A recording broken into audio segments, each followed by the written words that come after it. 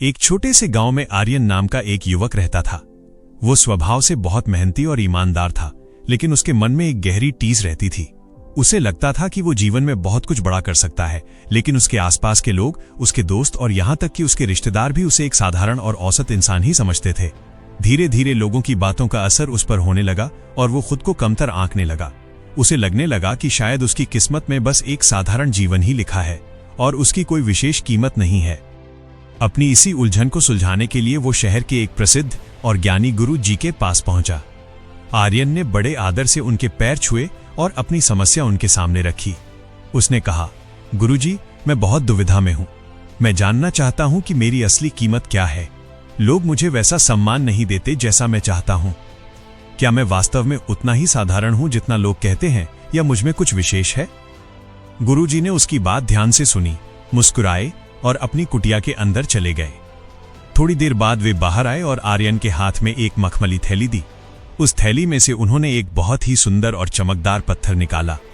गुरुजी ने कहा, बेटा, तुम्हारे सवाल का जवाब इस पत्थर में छिपा है। मैं चाहता हूं कि तुम इस पत्थर को लेकर बाजार जाओ और इसकी कीमत का पता लगाओ।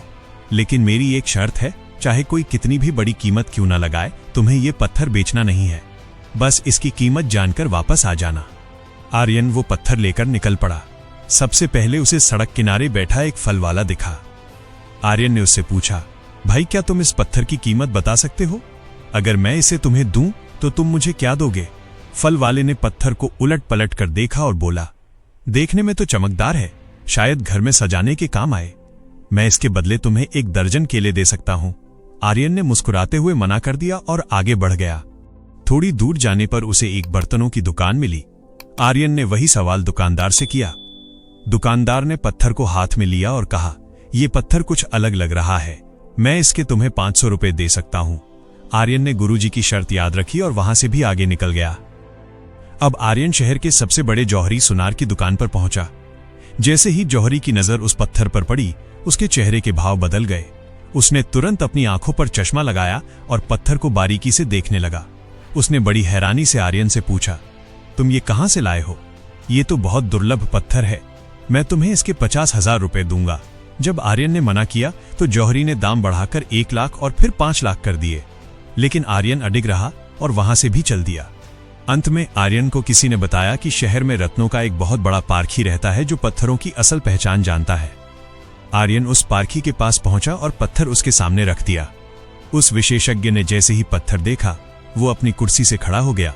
उसने बड़े सम्मान से पत्थर को एक रेशमी कपड़े पर रखा और उसके सामने सिर झुकाया। उसने आर्यन से कहा, बेटा, तुम्हें शायद अंदाजा नहीं है कि तुम्हारे हाथ में क्या है। ये दुनिया का सबसे कीमती और दुर्लभ माणिक रूबी है। अगर मैं अपनी पूरी संपत्ति, ये दुकान और इस शहर की सारी दौलत भी इकट्ठा कर दूं, तब भी मैं इस एक पत्थर की सही कीमत नहीं चुका सकता। ये अनमोल है। आर्यन सन्न रह गया। वो तुरंत दौड़ता हुआ गुरु जी के पास पहुंचा और सारी आपबीती सुनाई। गुरु जी ने शांति से आर्यन को पास बिठाया और कहा, आर्यन, उस पत्थर की तरह तुम्हारी जिंदगी की भी कोई एक कीमत नहीं है। तुम्हारी असली कीमत इस पर निर्भर करती है कि तुम खुद को कहां और किसके सामने रखते हो। गुरुजी ने आगे समझाया, फल वाले ने तुम्हें 1 दर्जन केले बताए क्योंकि उसकी समझ उतनी ही थी। बर्तन वाले ने 500 रुपए कहे क्योंकि उसके लिए वो बस एक सजावट की वस्तु थी। जौहरी ने उसकी थोड़ी अधिक कीमत पहचानी, लेकिन असली कीमत सिर्फ उस पारखी ने बताई जो रत्नों का ज्ञान रखता था। ठीक इसी तरह तुम भी एक अनमोल रत्न हो।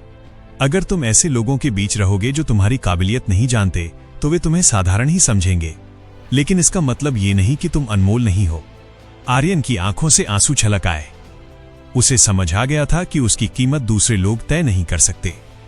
गुरुजी ने अंतिम सीख देते हुए कहा, अपनी चमक यानी अपनी स्किल्स और अपने चरित्र को निखारते रहो। गलत जगह पर अपनी कद्र ढूंढना बंद करो। जिस दिन तुम सही माहौल और सही लोगों के बीच पहुंचोगे, दुनिया तुम्हारी असल कीमत खुद ब खुद जान जाएगी। आर्यन अब एक नया आत्मविश्वास लेकर वापस घर लौटा। उसे समझ आ गया था कि वो कोई साधारण युवक नहीं, बल्कि एक अनमोल व्यक्तित्व है जिसे बस सही दिशा में तराशने की जरूरत है। इस कहानी की सबसे बड़ी सीख ये है कि आपकी असली कीमत आपकी काबिलियत से तय होती है, न कि दूसरों की राय से। धन्यवाद दोस्तों, दिल से शुक्रिया कि आप हमारी कहानियां सुनते हैं। अगर कहानी ने दिल छू लिया हो, लाइक और शेयर जरूर करें।